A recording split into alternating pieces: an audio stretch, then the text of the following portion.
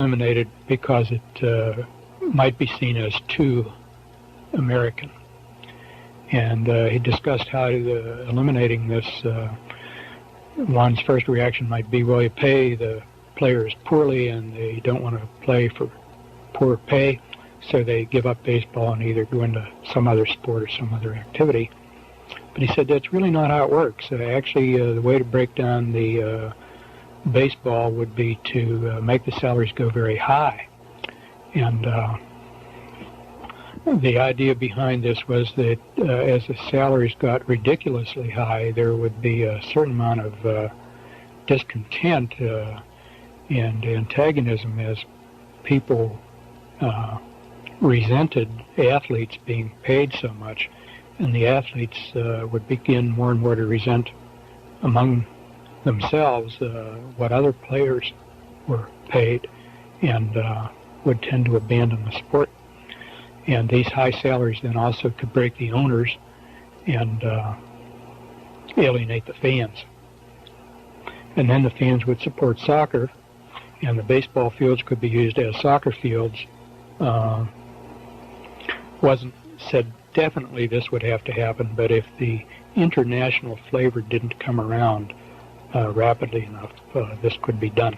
There was some comment along the same lines about football, although I seem to recall he said football would be harder to dismantle because it was so widely in the colleges as well as the professional leagues, and would be harder to tear down. And there was something also about the violence in football that met a psychological need that was perceived, and people have a need for this vicarious violence, and so football, for that reason, might be left around to meet that vicarious need.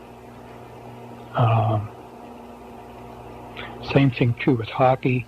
Hockey had more of an international flavor and would be emphasized. There was some foreseeable international competition about hockey, and particularly soccer. At that time, hockey was international between the United States and Canada. I was kind of surprised because I thought the speaker just never impressed me as being at all a hockey fan, and I am. But and it turns out he was not. He just knew about the game and what it would do to this changing sports program. But in any event, soccer was to be the keystone of athletics because it's already a worldwide sport. It's South America and Europe and parts of Asia and the United States should get on the bandwagon. And all this would foster international competition so that we would all become citizens of the world to a greater extent than citizens of our own narrow nations. There was some discussion about hunting. Not surprisingly, hunting requires guns, and gun control is a big element in these plans, and I don't remember the details much, but the idea is that gun ownership is a privilege and not everybody should have guns, and hunting was an inadequate excuse for owning guns, and everybody should be restricted in gun ownership. The few privileged people who should be allowed to hunt could maybe rent or borrow a gun from official quarters rather than own their own.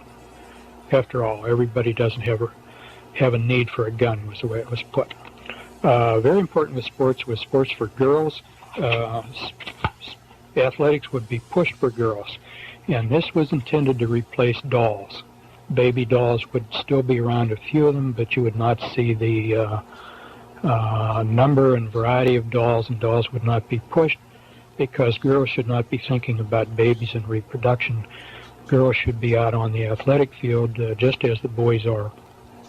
Girls and boys really need not be all that different. Tea sets were to go the way of dolls, and all these things that traditionally were thought of as feminine would be greatly de-emphasized as girls got into more masculine pursuits.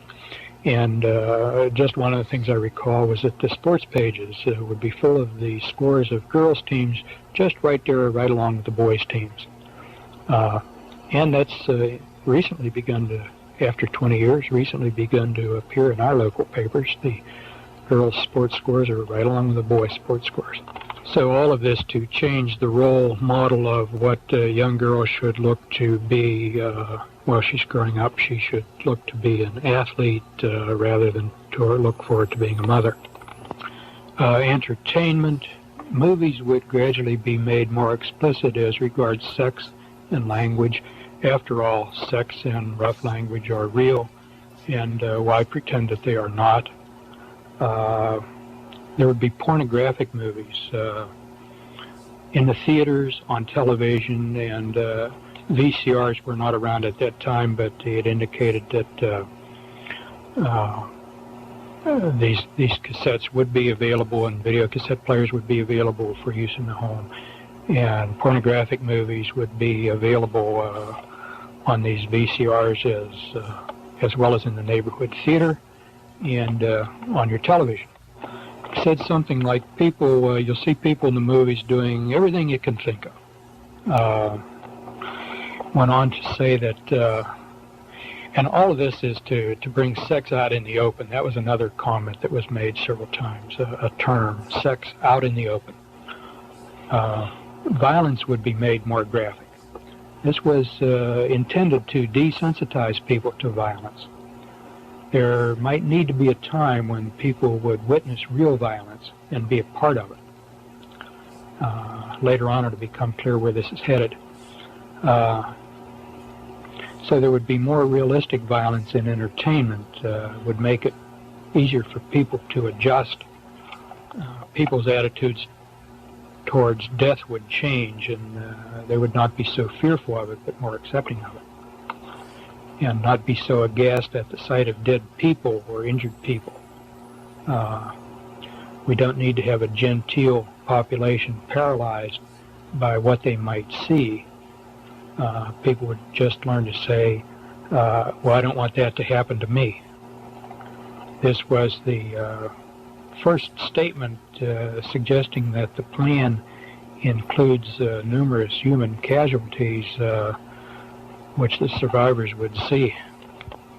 This particular aspect of the presentation came back in my memory very sharply a few years later when a movie about the Lone Ranger came out, and I took my very young son to see it, and early in the movie were some very violent scenes. One, the victim's shot in the forehead, and there was sort of a splat where the bullet entered his forehead and some blood, and I remember regretting that I took my son, and remember of feeling anger toward the doctor who spoke. Not that he made the movie, but he agreed to be part of this movement, and I was repelled by the movie, and it brought back this aspect of his presentation very sharply in my memory. As regards music, he made a rather straightforward statement like, music will get worse. And in 1969, the rock music was getting more and more unpleasant. It was interesting that just his word, the way he expressed it, it would get worse, acknowledging that it was already bad. Lyrics would become more openly sexual. No new sugary romantic music would be publicized like that which had been written before that time. All the old music would be brought back on certain radio stations and records for older people to hear. And older folks would have sort of their own radio stations to hear. And the younger people, their music, as it got worse and worse, would be on their stations. And he seemed to indicate that one group would not hear the other group's music. Older folks would just refuse to hear the junk that was offered to young people, and the young people would accept the junk because it was identified them as their generation and helped them feel distinct from the older generation. I remember at the time of thinking that would not last very long because even young kids wouldn't like the junk. When they got a chance to hear the older music that was prettier, they would gravitate toward it. Unfortunately, I was wrong about that. When the kids get through their teens and into their 20s, some of them improve their taste in music, but unfortunately, he was right. They get used to this junk, and that's all they want. A lot of them can't stand really pretty music. He went on to say the music would carry a message to the young, and nobody would even know the message was there. They'd just think it was loud music. At the time, I didn't understand quite what he meant by that, but in retrospect, I think we know what the messages are in the music for the young. And again, he was right. This aspect was sort of summarized with a notion that entertainment would be a tool to influence young people, won't change the older people. They're already set in their ways. But the changes would be all aimed at the young who are in their formative years, and the older generation would be passing. Not only could you not change them, but they're relatively unimportant anyhow. Once they live out their lives and are gone, the younger generation being formed are the ones that would be important for the future in the 21st century. He also indicated all the old movies would be brought back again, and I remember on hearing that, through my mind ran quickly the memories of a number of old movies that I wondered if they would be included, the ones that I thought I would like to see again. Along with bringing back old music and old movies for older people, there were other privileges that also would be accorded older folks. Free transportation, breaks on purchases, discounts, tax discounts, a number of privileges just because they were older. And this was stated to be sort of a reward for the generation which had grown up through the Depression and had survived the rigors of World War II. They had deserved it, and they were going to be rewarded with all these goodies. And the bringing back of the good old music and the good old movies was going to help ease them through their final years in comfort. Then the presentation began to get rather grim, because once that generation passed, and that would be in the late 80s and the early 90s, where we are now, most of that group would be gone. And then gradually things would tighten up, and the tightening up would be accelerated. The old movies and old songs would be withdrawn. The gentler entertainment would be withdrawn.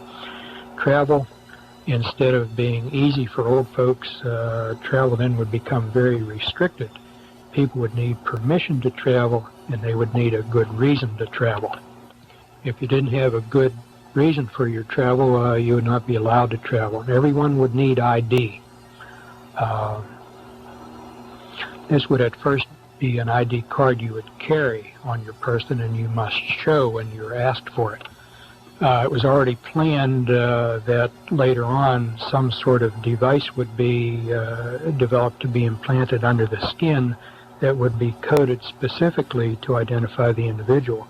This would eliminate the possibility of false ID, and also eliminate the possibility of people saying, well, I lost my ID.